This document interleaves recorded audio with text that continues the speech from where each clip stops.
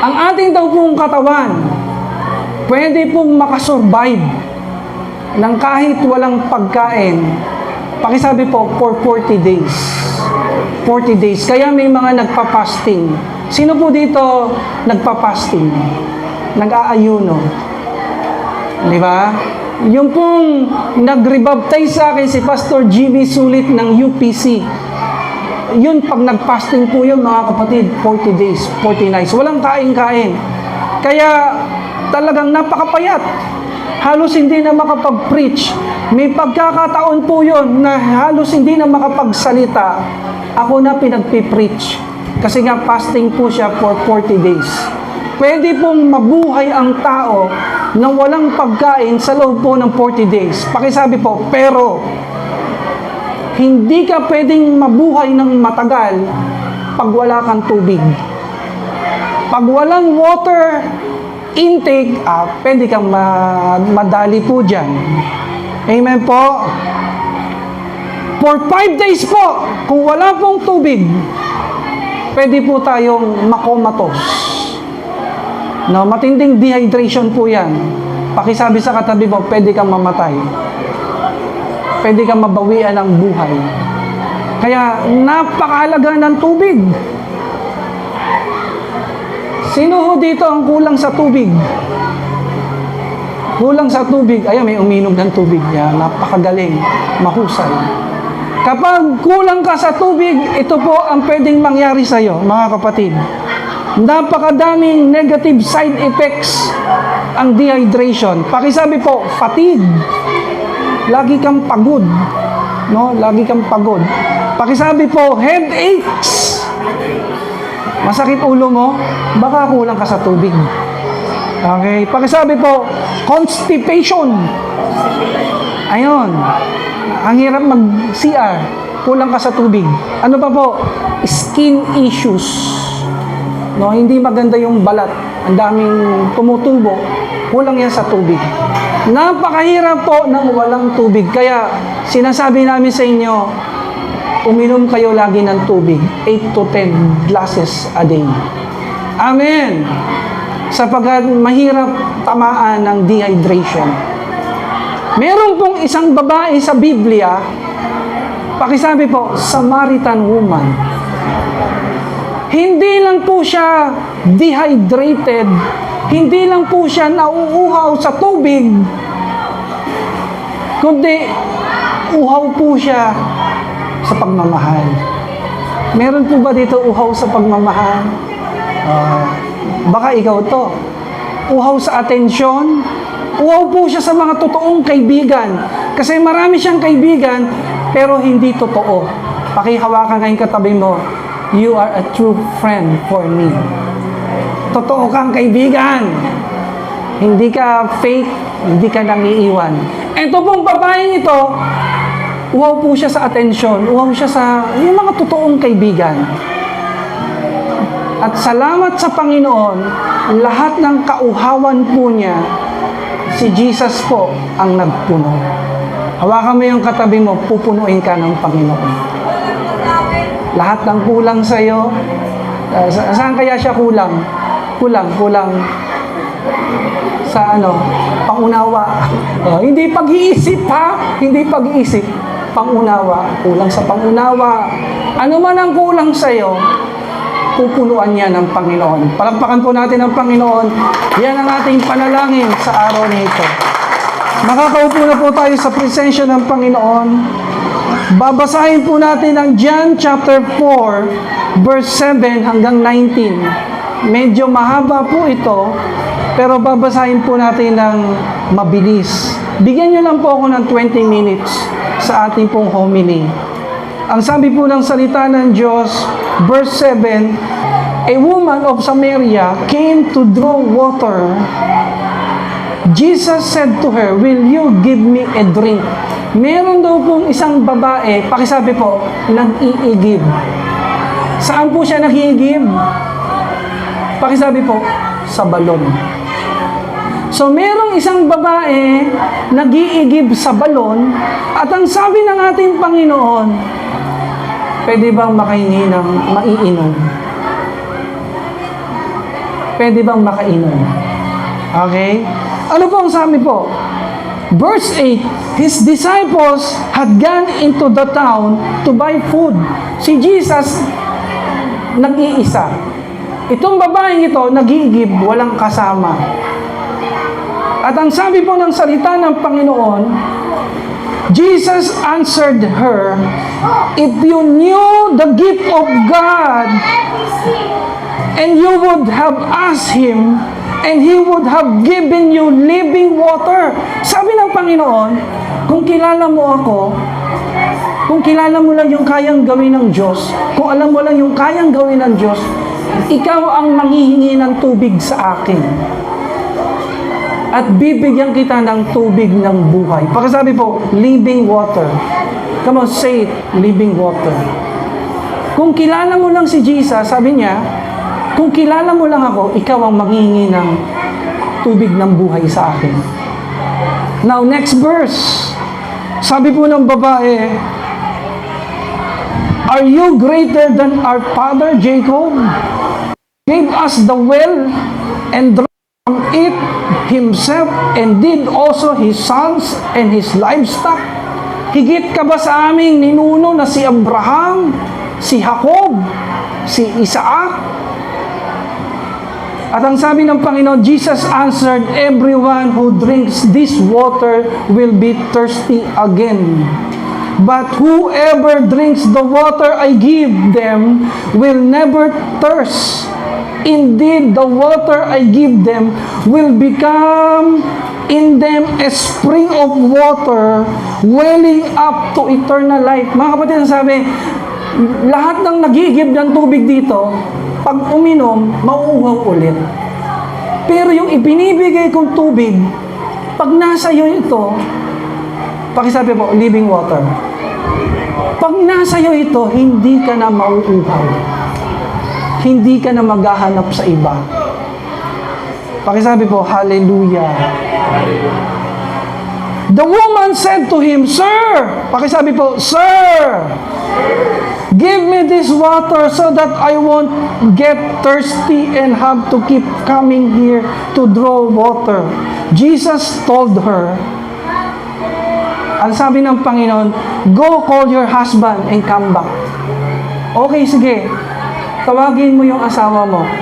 Kung yung kausap mo ngayon, married na, sabihin mo sa kanya, tawagin mo asawa mo. Tawagin mo asawa mo. At ang sabi ng babae, I have no husband. Wala po akong asawa. She replied, and Jesus said to her, you are right when you say you have no husband. The fact is, you have 5 husbands, and the man you now have is not your husband. At ang sabi po, what you have just said is quite true. Sabi ng Panginoon, yes, wala kang asawa, pero 5 na naging asawa mo, at yung kinakasama mo ngayon, hindi mo tunay na asawa. Sabi ng babae, paano mo nalaman? Totoo po, wala po akong asawa. Totoo po na 5 na naging asawa ko, at yung kinakasama ko ngayon, yung kalibin ko, hindi ko siya legally husband. Sabi mo nga sa katabi mo, kilala ka ni Jesus. Alam ni Jesus ang background mo. Alam ni Jesus ang tumatakbo sa isip mo. Alam niya ang kwento ng buhay mo. Alam niya pinagdaanan mo. Alam niya lahat sa'yo. May mga tao po nakasmile, pero yung kanilang puso umiiyak. May mga tao parang pag tumawa ang lakas-lakas, pero sa gabi po, umiiyak po sila. Nakikita ka ng Diyos. Pakihawakan nga yung katabi mo, nakikita ka ng Diyos. Mahal ka ng Diyos. Tutulungan ka ng Diyos. Verse 19, ito na po yung huling verse. Sir, the woman said, I can see that you are a prophet. Sabi ng babae, Sir, sa tingin ko, grabe yung presence ni Lord. Tingnan niyo po yung balat ko po. nagtatayuan po yung balahibo. Ibig sabihin, ang lakas ng presence ni Lord na dumadaloy ngayon. Sabi ng Panginoon, yung kinakasama mo ngayon, hindi mo totoong asawa. Ang sabi ng babae, totoo po. Paano mo nalaman? Sir, sa tingin ko, you are a prophet. Pakisabi po, prophet.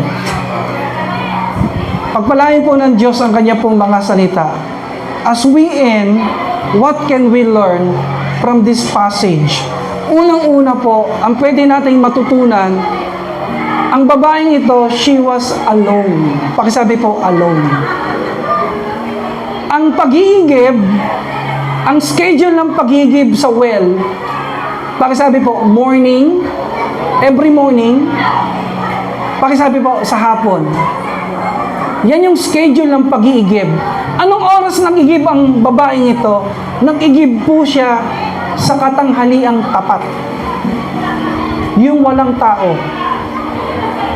Umiiwas siya sa mga usisero, umiiwas siya sa mga chismosa. She was alone. But thank God, pinaalis ng Panginoon yung kanyang mga alagad para bumili ng tubig for a purpose. Sa kanyang pag-iisa, nandun ang Panginoon. Sa kanyang pag-iisa, nandun ang Panginoon. She was not alone anymore because of Christ. Sabihin mo sa katabi mo, hindi ka na ngayon nag-iisa. Hindi ka na ngayon mag-iisa. Dahil kasama mo na ang Panginoon. Hindi ka na iiyak mag-isa. Kasama mo na ang Panginoon. Hindi ka na mamamasyal mag-isa dahil kasama mo ang Panginoon. Hindi ka na lalaban mag-isa dahil kasama mo ang Panginoon. Pakisabi nga sa sarili mo mula sa puso mo, kasama ko ang Diyos. Hindi ako matatakot. Hindi ako magugulumihanan. Malakas nga po na palakpak para sa Panginoon.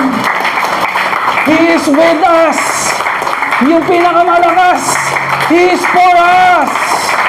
Kaya ka nagwawagi dahil kasama mo ang Panginoon.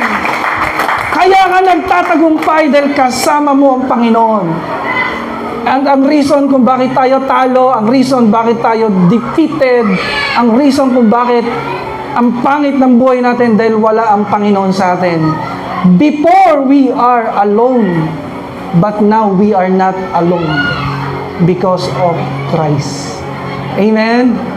Sino po dito kasama niya ang Panginoon sa bawat laban? Taas nga ang kamay. Sino dito hindi po nag-iisa dahil kasama niya ang Panginoon? Praise God. Ano pa po pwede natin matutunan? She was interested about God. Maraming tao walang interes sa mga bagay tungkol sa Diyos.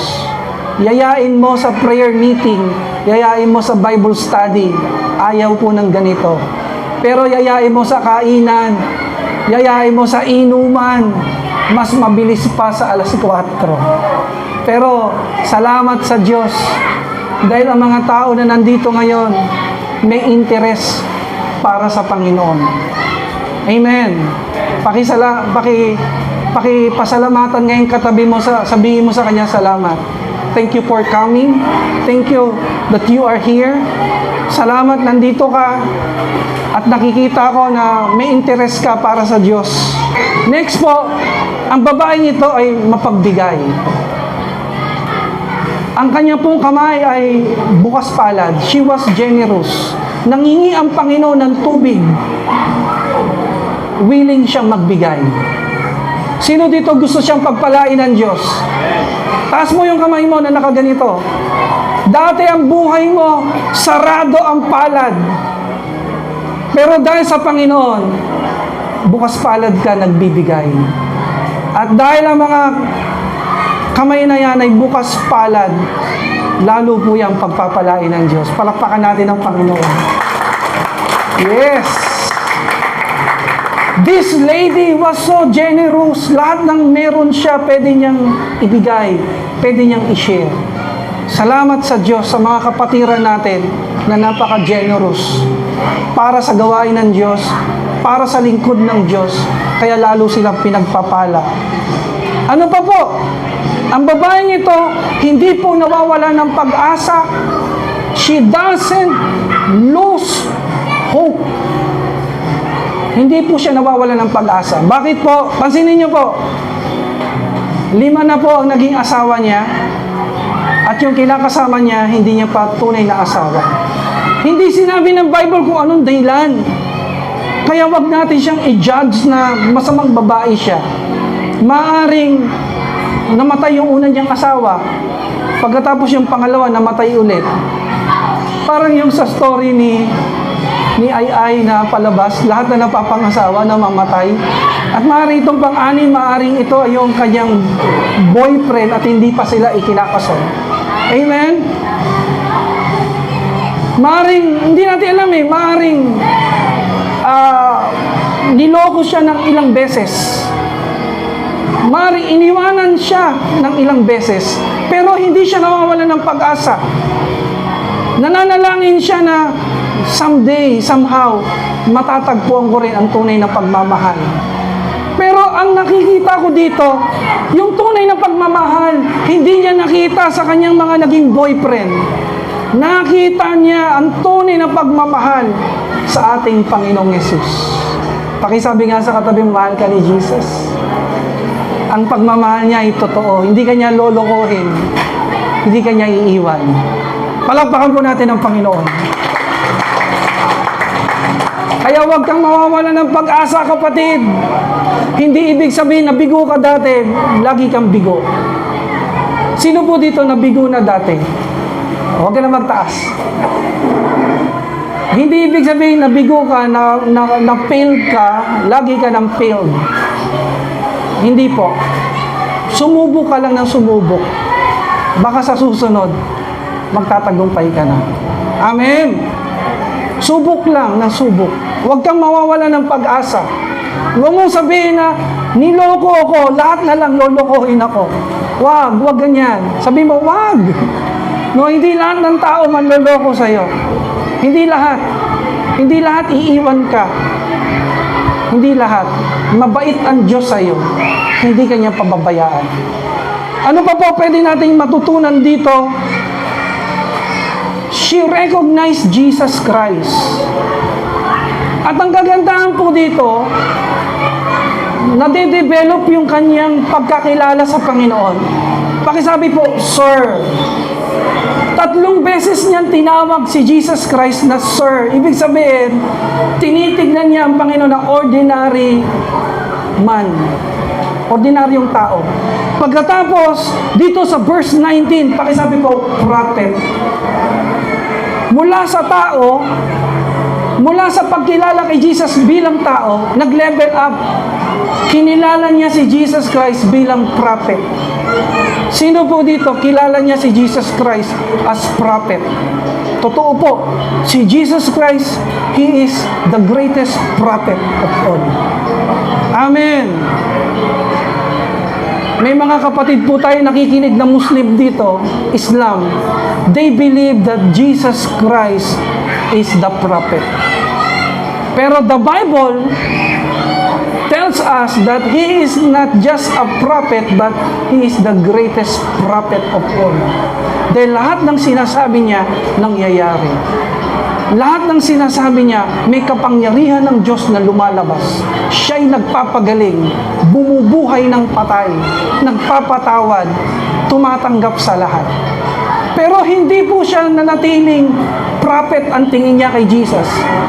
John chapter 4 verse 29, pakisabi po, Messiah. From Sir to prophet to Messiah. Tinignan niya si Jesus Christ na Messiah. Ano ibig sabihin ng Messiah? Savior. Tagapagligtas. Pakisabi po, wow. Ito yung tao na hindi siya tumatandang paurong. Nag-grow po siya. Tayo pong natin tumayo as we pray. This lady was a worshiper. Ang sabi po ng Biblia, Our ancestors worship on the mountain, sabi niya sa verse 20. So itong babaeng ito, sumasamba talaga sa Diyos. Alam mo po, ang pagsamba sa Diyos, nagdadala yan ng kagalingan. Ang pagsamba sa Diyos every Sunday, nagdadala po yan ng pagpapala. Kapag kayo po, mag-asawa kayo, may problema kayo, huwag po kayong maghiwalay. Pangalawa, pag may problema kayong mag-asawa, huwag kayo a-absent sa church. Dumalo pa rin po kayo sa church. Kasi pag dumalo po kayo sa church at may malala kayong problema, pagagalingin kayo ng Diyos. Huwag mong idamay ang Panginoon pag may problema kayong mag-asawa. Walang kinalaman ang Diyos sa problema niyo. Lalo pa po kayong magkakaproblema ng gusto pag inalis niyo ang Diyos sa buhay mag-asawa. Amen. When we worship the Lord, there is blessing. There is healing. Ang babaeng ito, kaya siya pinagpala, pinagaling, at binago ng Panginoon. She was a worshiper. Next, ang babaeng ito, she was an influencer. Sino po dito ang medyo influencer ang dating? May TikTok. Meron po kayong TikTok, YouTube channel. May mga influencer po ba dito? Social media influencer tawag dyan. Pakisabi nga sa katabi mo, sikat ka eh. Kilala kita eh. Ikaw yung may platform sa TikTok. Okay? Meron pong lumapit sa akin, Pastor, may TikTok po ako. Tingnan mo, ang dami ng views. 2,000, 3,000. Kakatuwa. Sabi ko, influencer ka na. Amen. Kamakailan po, meron po kaming dinedicate, biniles po na high-end na salon. Diyan po sa Dasma, high-end po siya. Ang may-ari po noon ay social media influencer. High-end po yung salon, pero ang presyo po, pangmasa. Napakaganda. Minsan po, dadalhin po kayo ni Sister Chris. Pag nakita nyo po, high-end, pero ang presyo, napakababa lang. Kumpara sa mga pinupuntahan ninyo na Tony and Jackie, ano pa po yung sweetheart? Sandria Lee, ang tataas niyan. Pero pag pinuntahan nyo po yon, napakababa lang po. Ang pangalan po ng salon ay Coco Bella Salon sa Dasma po. Kami po ang nag-bless niyan. At ang prophetic prayer ko po dyan, marami pong magpa-franchise. Napakagaling. Napaganda. Kaya kung kayo influencer, magagamit niya sa business, magagamit niya sa mission, sa ministry. Pero ang babaeng ito, she was an influencer, but she was not a social media influencer. Ang sabi ng Biblia, pag uwi niya sa kanila, maraming tao ang nadala niya sa Panginoon. In-influence niya ang kanyang mga kamag-anak, mga kaibigan, mga kakilala na lumapit sa Diyos. In-influence niya para sila mapagpala. Pakisabi ulit sa katabi mo, in-influence mo. Ikaw ang nag-influence sa akin para maglingkod sa Panginoon. Amen! Palakpakan po natin ang Panginoon. Tayo po yung manalangin saglit. Panginoon, sa buhay na ito, para kaming sumasalok sa tubig, sa balon, araw-araw. Pero salamat, Panginoon, sa kabila ng lahat ng ito, kulang pa rin, uhaw pa rin kami, hanggang sa nakilala ka namin.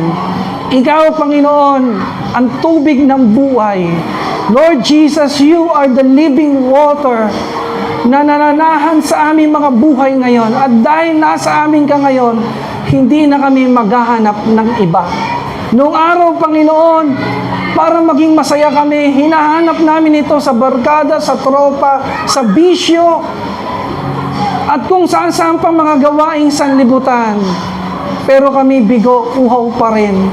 Pero nung nakilala ka namin, Panginoon, nanahang ka sa aming puso, nagkaroon kami ng kapayapaan at tunay na kaligayahan.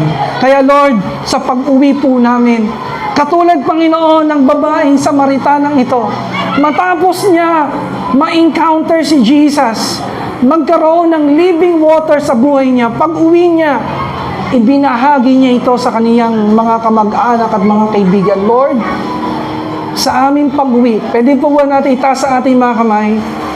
Lord, sa pag-uwi po namin, gamitin niyo po kami. Gamitin niyo mga kamay na ito na mag-akay, magyaya ng mga tao sa inyong paanan upang sila man din po ay mapagpala. Sa pangalan ni Jesus. Amen. Amen.